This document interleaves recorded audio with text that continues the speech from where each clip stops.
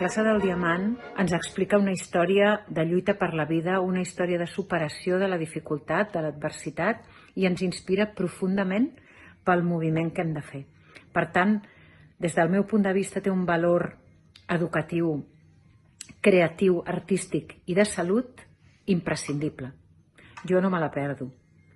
Tu te la perdràs? Hi ha un noi que vol ballar amb mi. De què riu? Dels seus ulls, Què els hi passa als meus ulls? que són com de mico. I llavors, me'n recordaré sempre. Avui no havíem d'haver vingut. Ah, no?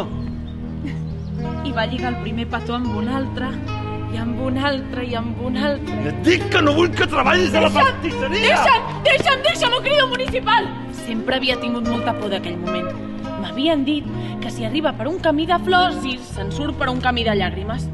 El cas és que uns quants dies abans de dir Pobra Maria, jo ja sabia que s'acostava el moment de dir Pobra Maria perquè feia l'ensopit. El Quimet al cap d'anys encara ho explicava. La Colometa, el dia que la vaig conèixer a la plaça del Diamant, va arrencar a córrer.